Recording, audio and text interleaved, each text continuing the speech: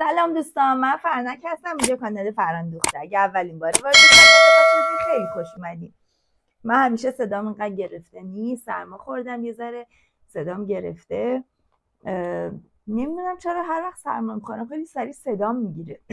فکر کنم میدونه که من میخوام آموزش برای شما ضبط کنم، خیلی صدام میگیره. اما مهم نیست، ما با صدای گرفتم میتونیم آموزش ضبط کنیم. بچه‌ها امروز میخوام بهتون آموزش آستین کتی رو بدم.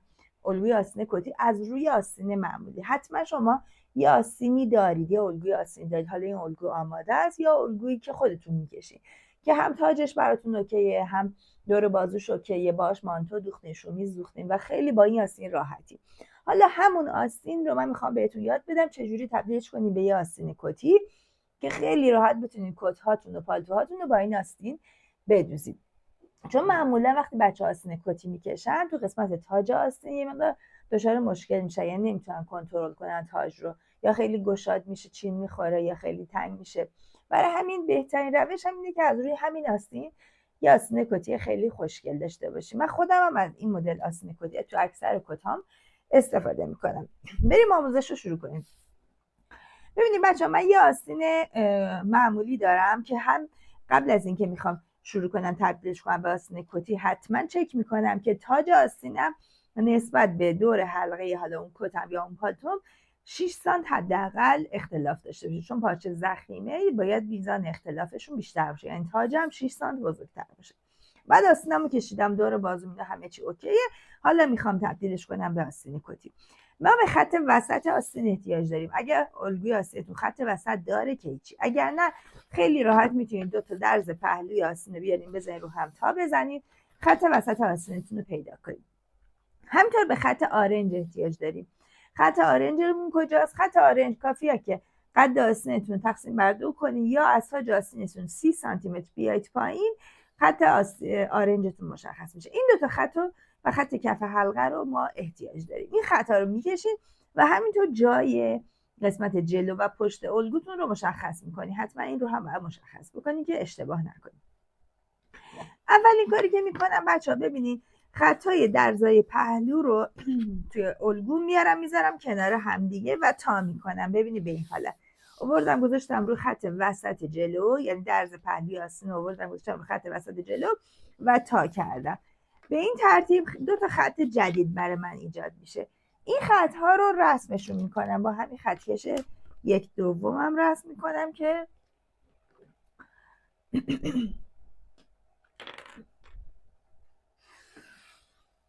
پس این خطای جدید رو من لازم دارم. این 2 تا خط رو رسم میکنم.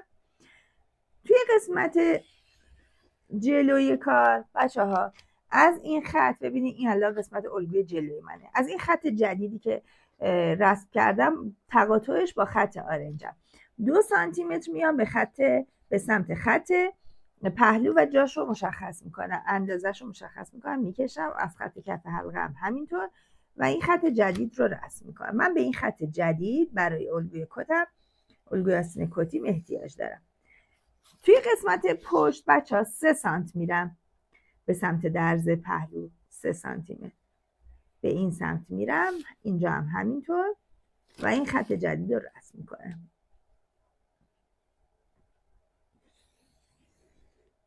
خب حالا این 2 تا خط برای من خطهای جدیدی به حساب میاد. دوباره میام بچه ها خطم رو درز پهلو رو میارم میذارم روی خط وسط جلوم و از پشت میذارم. چرا از پشت گذاشتم؟ چون میخوام از این خطا برش بزنم، میخوام این خطا رو ببینم. میارم این 2 تا رو میذارم کنار هم دیگه، درز پهلو رو و چسب میزنم. حالا مال من یه ذره جنس کاغذم مقواییه، یه ذره خشکه. برای شما که کاغذی باشه خب راحت تر این کار انجام میدی. حتما توی درز آرنجتون چسب بزنین، چون ما میخوایم آرنج رو الان یه مقدار برش هم بدیم.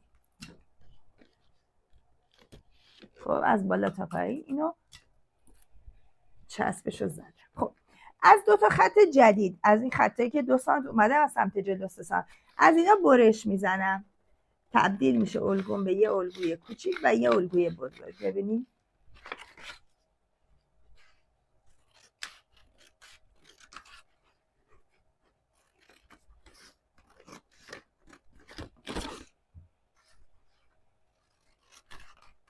بچه فوق العاده آستین کتی خوشگلی به شما میده، چون هم تاج آستین کنترلش دیگه دست خودتونه، هم گشادی، همه چی اوکیه. بعد تبدیلش میکنیم به آستین کتی.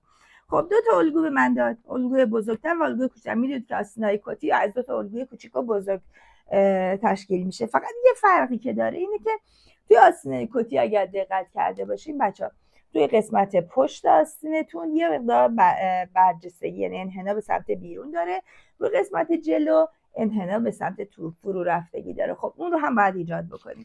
ببینیم میام توی قسمت از سمت جلو رو خط آرنج برش میزنم، از سمت جلو به اندازه 2 سانتی متر بچه‌ها به سمت بالا میرم، یعنی اینجا. این قسمت برای همین گفتم جلو و پشت کارتون رو مشخص بکنید که اشتباه نکنید. ببینید 2 سانتی متر میرم بالا و جاشو مشخص میکنم.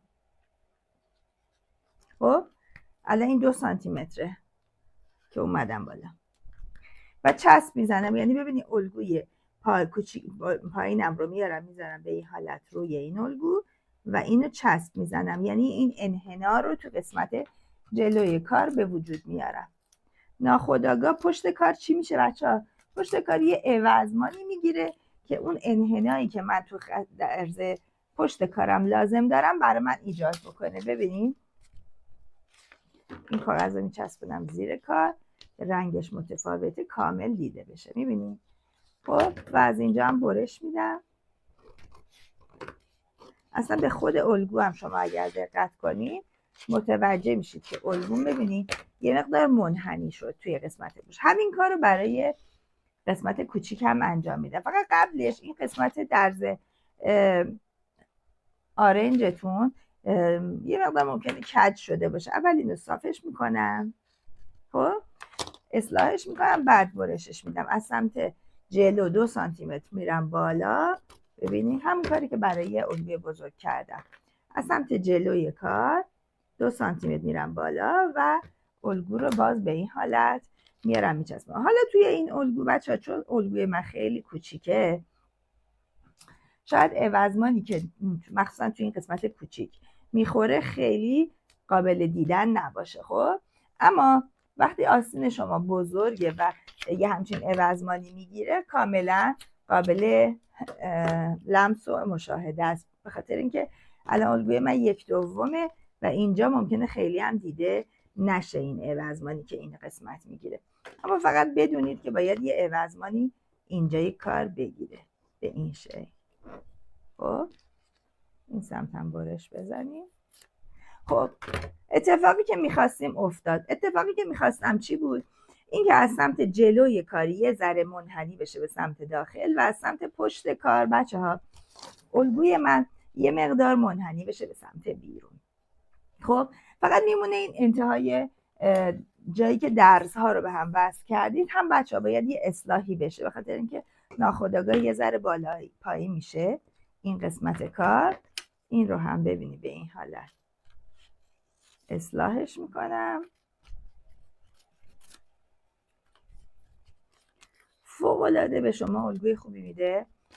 خیلی راحت میتونید از آستینای کتیتون رو با این الگو بچه‌ها بدوزید. و فقط یه نکته این که ببینید عوضمانی که توی این قسمت کار میخوره طبیعتا چون الگو بزرگتره از عوضمانی که توی این قسمت کار میخوره خب بزرگتره دیگه، پس این درز که قراره بیاد به این وصل بشه یه ذره بزرگتر و بلندتر میشه.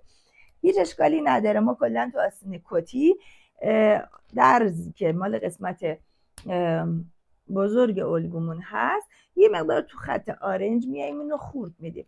اگر که خورد بدید و وصل بکنید که چی، اگر نه موقع دوخت کافیه که این تیکه کوچیک‌تر یه کوچولو بکشید، ناخودآگاه قسمت بزرگتر خورد میگیره. پس اینم از این. به همین سادگی یه آستین الگوی آستین کتی از روی آستین معمولیتون دارین که هم تاجش رو کنترل کردین از قبل، هم گشادی دور بازوش رو و هم فوق العاده آستین کتی خوشگلی به شما میده. چند تا نکته هم دوخت آستین کتی داره که اون رو هم حتما بهتون میگم. امیدوارم که آموزش امروز مثل همه آموزش‌های دیگه براتون مفید بوده باشه. با لایک و کامنتاتون به من انرژی بدین و ما رو به دوستاتون حتما معرفی کنین.